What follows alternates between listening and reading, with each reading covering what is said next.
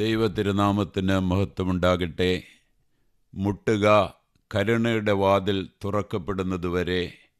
പ്രിയപ്പെട്ട സഹോദരി സഹോദരന്മാരെ, ഏവർക്കും ശുഭസായാഹ്നം. ഭാരമുള്ളതെങ്കിലും പ്രത്യാശാനിർഭരമായ ഹൃദയത്തോടെ ഒരു കാര്യം നാം തിരിച്ചറിയുന്നു. ഇസ്ലാമാബാദിൽ നടക്കേണ്ടിയിരുന്ന സമാധാന ചർച്ചകൾ നടന്നില്ല. എങ്കിലും ഇതിൽ നാം പ്രത്യാശ കൈവിടുന്നില്ല. കാരണം നമുക്ക് മനസ്സിലാകാത്ത കാര്യങ്ങളെ നാം ദൈവത്തിൻ്റെ പൂർണ്ണമായ ഹിതത്തിന് ഏൽപ്പിച്ചു കൊടുക്കുന്നു. നമ്മുടെ രക്ഷിതാവ് നമ്മെ പഠിപ്പിച്ചത് പിന്മാറാനല്ല, മറിച്ച് മുട്ടിക്കൊണ്ടിരിക്കാനാണ്. ലൂക്കോസിൻ്റെ സുവിശേഷത്തിൽ അർദ്ധരാത്രിയിൽ വന്ന സ്നേഹിതൻ്റെ ഉപമയിലൂടെ നാം ഓർമ്മിപ്പിക്കപ്പെടുന്നു. പ്രാർത്ഥനയിലെ സ്ഥിരോത്സാഹം സ്വർഗത്തിൻ്റെ ഹൃദയത്തെ ചലിപ്പിക്കുന്നു എന്ന്. നാം വിളിക്കപ്പെട്ടിരിക്കുന്നത് നിരാശപ്പെടാനല്ല, മധ്യസ്ഥത വഹിക്കാനാണ്.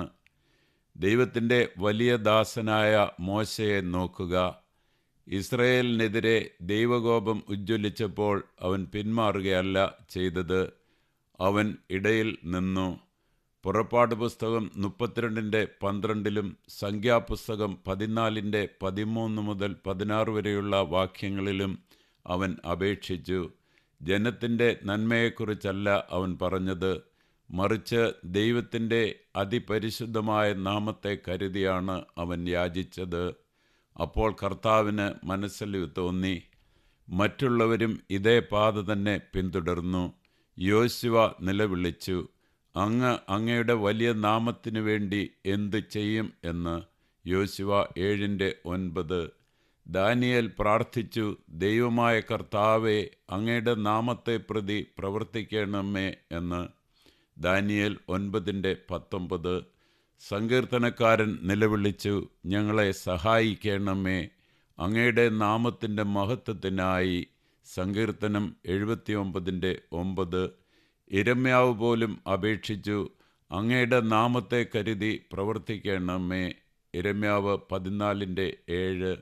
ദൈവം തന്നെ യെഹെസ്കേൽ 36:22 അരുളി ചെയ്തു, എൻ്റെ വിശുദ്ധ നാമം നിമിത്തം ഞാൻ പ്രവർത്തിക്കുന്നു.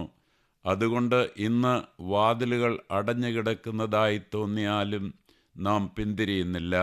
നാം വീണ്ടും മുട്ടുന്നു, ഭയത്തോടെയല്ല, വിശ്വാസത്തോടെ, നിരാശയോടെയല്ല, പ്രത്യാശയോടെ.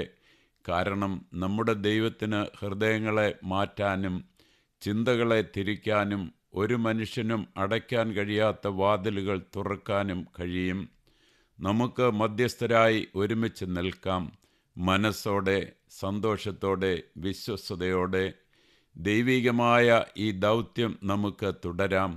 ഇതാ, നമ്മെ കാക്കുന്നവൻ മയങ്ങുകയുമില്ല, ഉറങ്ങുകയുമില്ല.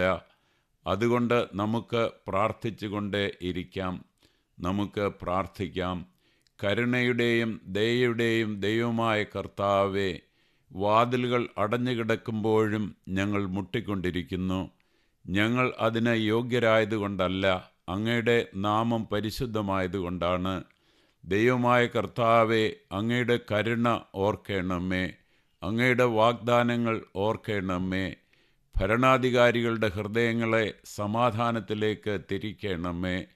കോപത്തെ നിയന്ത്രിക്കണമേ, അഹങ്കാരത്തെ നീക്കിക്കളയണമേ. ഓരോ തീരുമാനത്തിലും അങ്ങയുടെ ജ്ഞാനം നിറയ്ക്കണമേ. പുരാതന കാലത്തെ അങ്ങയുടെ ദാസന്മാരെ കേട്ടതുപോലെ ഇന്ന് ഞങ്ങളെയും കേൾക്കണമേ. അങ്ങയുടെ നാമത്തെ പ്രതി രാഷ്ട്രങ്ങളിൽ സമാധാനം കൊണ്ടുവരണമേ. അങ്ങയുടെ മഹത്വത്തിനായി ജീവനുകളെ കാത്തു സൂക്ഷിക്കുകയും പ്രത്യാശ വീണ്ടെടുക്കുകയും ചെയ്യണമേ. അങ്ങയുടെ പൂർണ്ണമായ ഹിതത്തിൽ ഞങ്ങൾ വിശ്വസിക്കുന്നു. അവിടുത്തെ അതിപരിശുദ്ധമായ നാമത്തിൽ ഞങ്ങൾ പ്രാർത്ഥിക്കുന്നത് നിർത്തുകയില്ല. ഞങ്ങളുടെ രക്ഷിതാവിൻ്റെ നാമത്തിൽ തന്നെ. ആമേൻ.